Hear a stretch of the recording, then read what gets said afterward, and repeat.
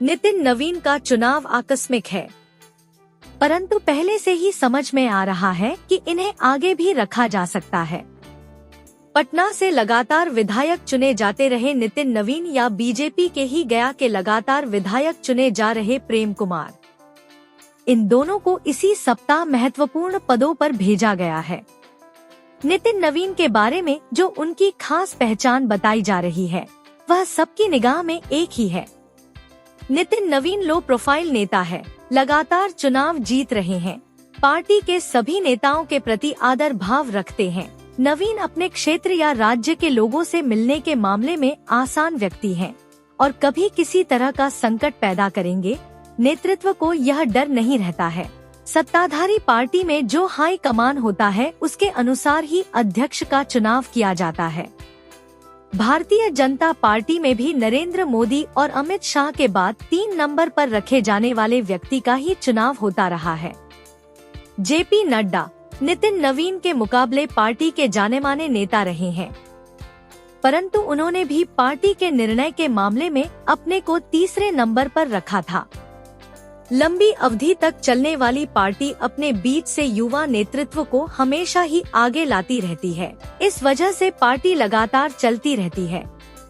Cadre party में यह दिखाने की कोशिश की जाती है कि हर एक व्यक्ति पार्टी का कार्य करता है और उसे जिस तरह की भी जिम्मेदारी दी जाती है, वह उसे निभाने में लग जाता है। हालांकि कैडर पार्टी में भी हाईकमान अलग से काम करने लगेगा, यह कल्पना नहीं की जाती है। कोई भी सीनियर व्यक्ति या पत्रकार यह खुलकर नहीं कह रहा है, परंतु नितिन नवीन कार्यकारी अध्यक्ष के बाद पूरी तरह से चुने गए अध्यक्ष होंगे। परंतु प्रत्येक यह मान रहे हैं कि संकेत यही है। यदि नितिन नवीन थोड़े समय के लिए ही अध्यक्ष रहते हैं, तब यह अनुमान के विपरीत होगा। अनुमान यही है कि यह पूर्ण अध्यक्ष बनेंगे। भारतीय जनता पार्टी के हाईकमान पर अध्यक्ष को लेकर जो संशय था, वह अब स्पष्ट हो गया। प्रचलन से यही था कि इस पद पर किसी जाने माने व्यक्ति को नहीं रखना है। नरेंद्र मोदी अपनी योग्यता भर ही काम करते हैं, परंतु उनकी प्लानिंग बहुत लंबी रहती है। कहा जाता है कि वह एक पूरा वर्ष चुनाव पर लगाते हैं। इसके अलावा राज्यों के चुनाव के लिए भी लंबा समय लगाते हैं। बचे हुए समय में वे विदेश की यात्रा करने के बाद खुद देश के शासन प्रशासन में दखल देते हैं। नरेंद्र मोदी के कार्यक्रमों का अनुमान लगाया जाना कठिन होता है। संसद में भाजपा क्या भूमिका लेगी और सरकार किस तरह के प्रस्ताव लाएगी, दोनों ही अनुमान लगाना भी कठिन होता है। जैसे इसी शीतकालीन सत्र में संसद ने महात्मा गांधी ग्रामीण रोजगार गारंटी योजना को बदलकर अलग रूप में प्रस्तुत कर दिया। इससे रोजगार की कानूनी गारंटी समाप्त हो गई। नाम बदल दिया गया और उसके पक्ष में बेतुका तर्क भी गढ़ लिया गया। बहुत ही बेतुका तर्क दिया जा रहा है। कहा जा रहा है कि गांधी का नाम हटाकर उनके आराध्य देव राम का नाम इसमें जोड़ दिया गया है।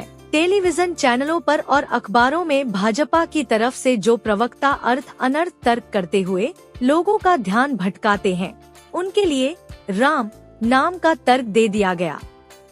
इस तरह का काम बीजेपी शासन समर्थक को और बहुत हद तक प्रतिक्रियावादी दिमाग के लोगों को संतुष्ट करने के लिए करती रहती है। जाद्रेज रोजगार गारंटी योजना की सबसे शुरू में प्लानिंग करने वाले अर्थशास्त्री हैं।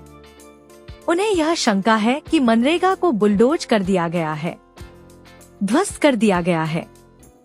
संसद सत्र समाप्त होने के पहले ही नितिन नवीन को पार्टी के सर्वोच्च पद पर भेजने का निर्णय घोषित कर दिया गया। नितिन नवीन ने भी दक्षिण के केंद्र शासित राज्य पुडुचेरी से पार्टी अभियान की शुरुआत की है।